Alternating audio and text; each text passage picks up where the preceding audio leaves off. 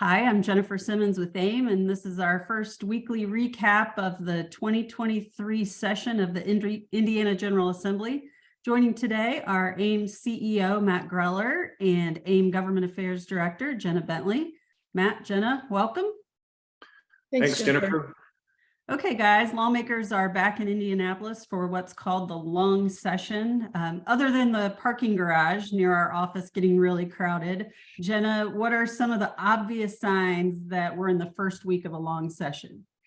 Yeah, well, first of all, both sides, the Senate and the House, release their legislative agenda. So we start to see the rollout of the big picture items we know that lawmakers are going to want to address this session. Bills start dropping in huge batches. So kind of process wise, what this means is that, 50 bills will be released at a time. So this week, I'd say there are 600 bills that are publicly available for us to start to review. That's probably only half of what we expect to become legislation or to be introduced this session. So immediately we're reviewing those bills. A handful of committees started this week. So there was a Senate local government meeting on Thursday where they heard some 2 bills. So the process really does begin right away, and it's a lot of information digesting bills immediately. Yeah, and how many would you say? So if we've got half now, there's 600 at the end. By the end of a session, how many bills are we still going to be tracking? So AIM, I think at any given point, is tracking about half of what bills are out there, and I think trying to think exact numbers. I think there's usually a 20% pass rate or around there, a little below or a little above, of legislation that sees the final light that goes to the governor's desk. But we'll be tracking hundreds of bills throughout the process, which is why we're talking to our members constantly, providing updates. If you think a bill is not moving, stay tuned because it might come back to life. Yeah. Matt, you hear from our members, AIM members, probably more than anyone else, having that constant communication. What are some of the really major topics impacting cities and towns that are going to be discussed this session? And what are you hearing about from members that they're concerned about? Before the holidays, Jennifer, we went out on the road and did a pretty extensive tour, if you will, of the state and met with a number of members and have kept that up after the holidays as well. I'd say housing, without question, is the number one thing on people's minds. Cities and towns, I think, are doing a really good job of merging incentives from their ARPA money to try to incentivize housing. They're using the housing TIF tool more so than I imagined it would be used when it first passed. So I think that's really dominating the conversation. Jenna and I were on with a member up in northeastern Indiana recently, and she was talking about a housing study, and in a relatively small city, there's a need for 2,000 plus new builds. And I think those kinds of reports we're hearing all over the state. So I can't imagine that we won't be focusing on that to a great extent this legislative session. I think it's going to be really important for our members to continue sharing those stories that they tell me when I'm in their town hall or city hall or wherever it may be. We need to make sure legislators hear those same things and understand what's working, what's not working with the existing tools, how things need to be massaged or changed this legislative session to address the need that's clearly there. All right, Jenna, what are you hearing on housing then? If that's the big issue AIM members are talking about when you're out in communities, what are you hearing from legislators on housing?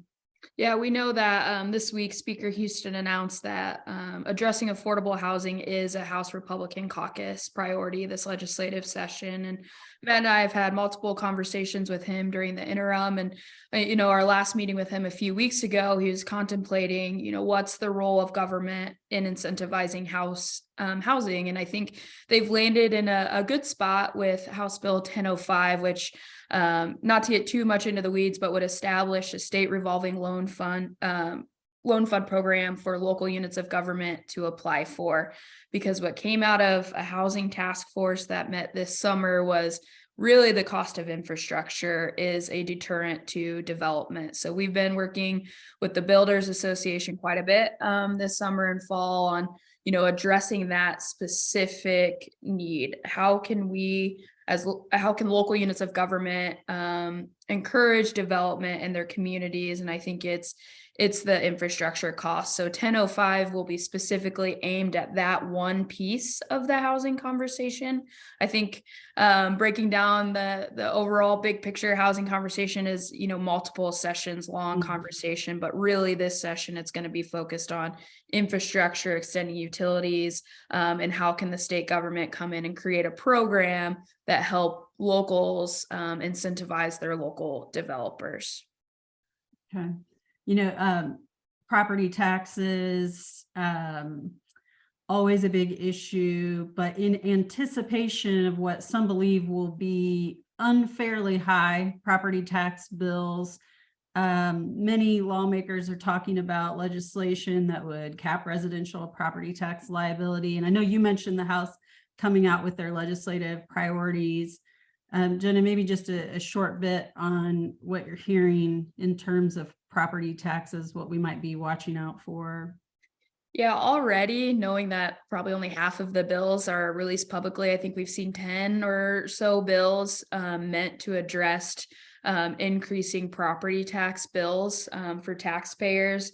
In every meeting we've had with legislators, whether we're talking about this issue or another, property taxes has come up. So while it didn't officially make the list of priorities for the governor or the House or the Senate, we know that Speaker Houston in particular and Senator Holdman on the Senate side are taking a look at that issue. And I think first, taking a step back is recognizing what we do and do not know yet. So there's a lot of chatter about increased assessed values.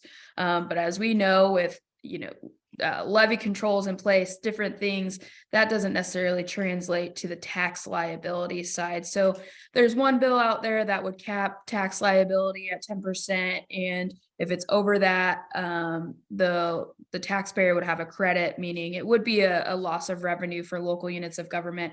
So that's one concept. I'd say big picture, we know that leadership doesn't want to make any changes to assessments or that piece. So it really is going to be a conversation on the liability and are we going to provide relief to those taxpayers? Would it be state credit providing that relief, or would it be local units of government losing out on that revenue? And largely, we know after conversations with Chairman Thompson, who chairs Ways and Means, this is going to be a second half of session conversation as more taxpayers receive their tax bills, because it really is a data conversation that we're only working with half of it right now.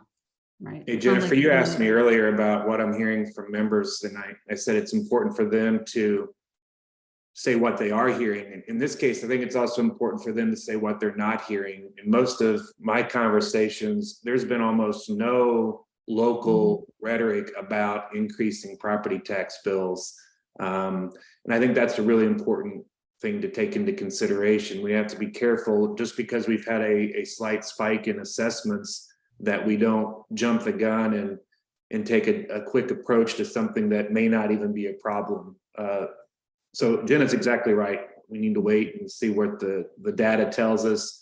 I think part of what Senator Holdman's doing on the Senate side with his tax study plan, for lack of a better word, he's going to focus on income taxes, certainly, but I think property taxes will probably be a part of that too. And that seems to be a slow, measured approach that we could get behind.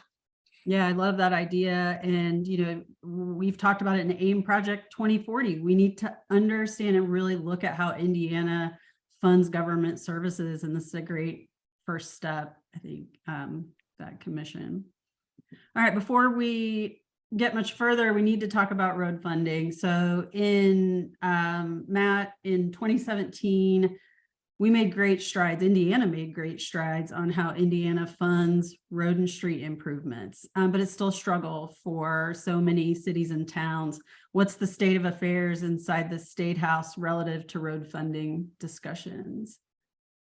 Well, a couple things. I think there is well, first of all, and we say it all the time, and it never gets old from my standpoint.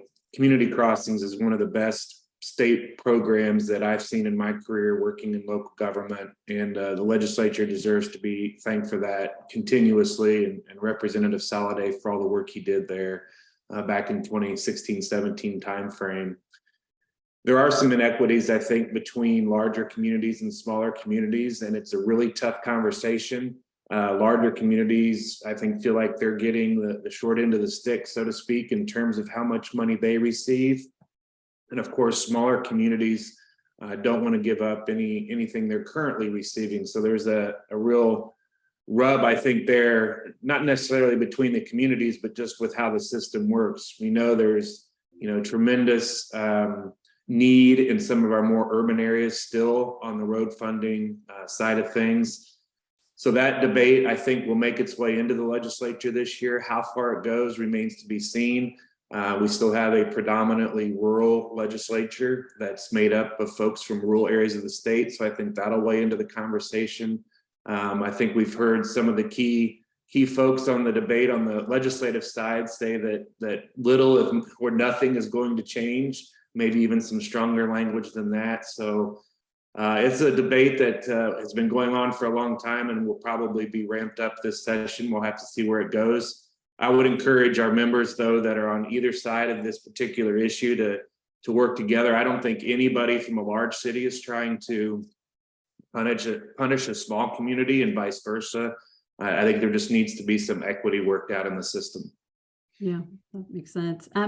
So both of you, I'd love to hear from each of you. And you've touched on it a little bit in different ways, but really directly, how can and should AIM members stay engaged with what's happening at the legislature? I mean, this is a great time to talk about it. We're early in the session. Nothing's even close to final yet. So, when you're talking to AIM members, how do you tell them to be engaged with what's happening at the State House, both to get information and to interact with lawmakers?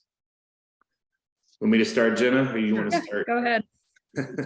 I would say, Jennifer, the first thing would be to flag your weekly email from AIM, the legislative summary, set up some sort of notification if you can when that comes, and read that. That'll give you a really good indication of what's happening on bills specific to cities and towns.